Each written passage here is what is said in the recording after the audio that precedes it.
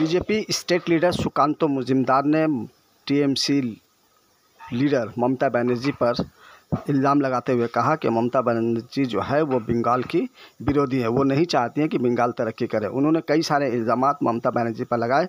इस हवाले से सुकांतो मुजुमदार को कोलकाता पुलिस ने अरेस्ट भी किया। इसके बाद जितने भी बीजेपी के पार्टी लीडर्स और वर्कर्स थे उन्होंने सख्त एहतजाज किया और रास्ता अवरोध कर दिया। इस सिलसिले में आइए सुकांतो मुजुमदार क्या कहते हैं, हम उन्हीं की जुबानी सुनते हैं।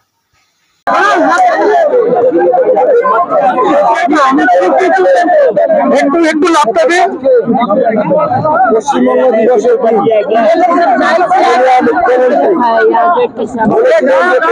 দিবসকে উনি মানেন না, পশ্চিমবঙ্গ দিবস উনি পালন করতে দেবেন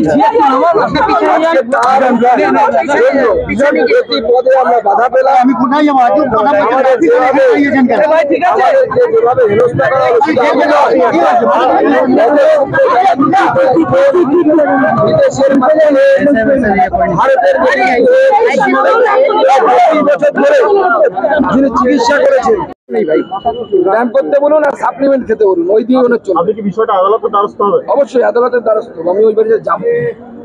পুলিশ আপনাদেরকে বলেছে তো যে আগে থেকে জানালে পরে যেতে দেবে, আমি আগে থেকে জানাবো, দেখবে আবার যেতে দেবে।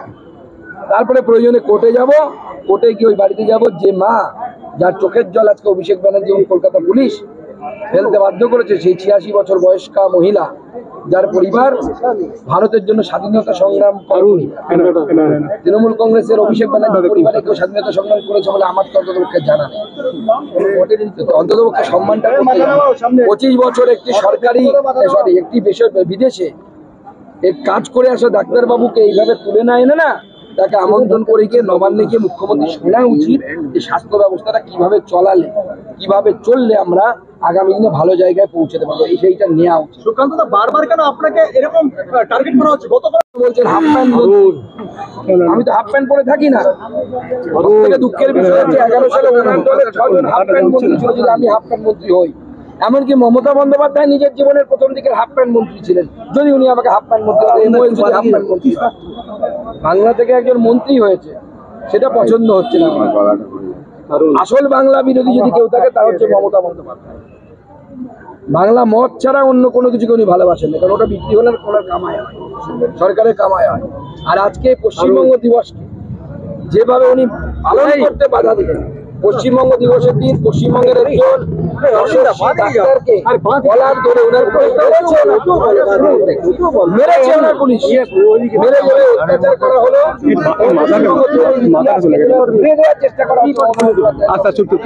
সময় আসছে জনতা প্রত্যেকটা হিসেব, আর সেই দিন আসছে যেদিন অভিষেক বন্দ্যোপাধ্যায়ের বাড়ির সামনে হাজার হাজার মানুষ দাঁড়িয়ে থেকে বলবে তুমি ওই বাড়ি থেকে বেরো, ওরা জনগণের বাড়ি, জনগণের দখল। ওই চিকিৎসক আতঙ্কে ভুগছেন, উনি ভাবছেন যে মেডিকেল কাউন্সিলের চিঠির পর নতুন কোনো ব্যবস্থা নেওয়া হতে পারে, আতঙ্কে ভুগছেন। উনি এখানে তো চিকিৎসাই করেন না চিকিৎসক হিসেবে, তো কোথা থেকে আতঙ্কে ভরবেন? মেডিকেল কাউন্সিল তারই উপরেই কাজ করতে পারে। মেডিকেল কাউন্সিল হচ্ছে MCI, medical council of India. ইন্ডিয়ার বাইরে যিনি ডাক্তারি করেছে তার উপরে কি স্টেপ নেবেন? মেডিকেল কাউন্সিল তো সব ডাক্তারবাবুরা না, কিছু ডাক্তারবাবু তো তৃণমূলের গুন্ডাতে পরিণত হয়েছে, কুকুরের ডায়ালাইসিস করায় আর বাদ বাকি ভোটের সময় মারামারি করে, ছাপ্পা মারে। ডাক্তারবাবুদের ভোটে ছাপ্পা পড়ে। সন্দীপ ঘোষ এই MCI এর একটা লিডার, সে তো জেলের ভেতরে। মুখ্যমন্ত্রী বারে বারে গণতন্ত্র বলে, কি গণতন্ত্র নিজস্ব? মুখ্যমন্ত্রী যেভাবে এখন সাধারণ কর্মীকে ভয় দেখানোর জন্য চেষ্টা করা হচ্ছে, বিজেপির কর্মীরা ভয় পাবে না এবং ইটের জবাব পাথর দিয়ে আমরা দেবো। ঢিল মারলে প্রত্যেকটা জবাব পাবে। যেমন আমি জবাব দিয়েছি না, একটা এসে চোর চোর করছি, জবাব দিয়েছি। ওটা হচ্ছে জাহাঙ্গীরের বেটা, জাহাঙ্গীরের অবৈধ সন্তানের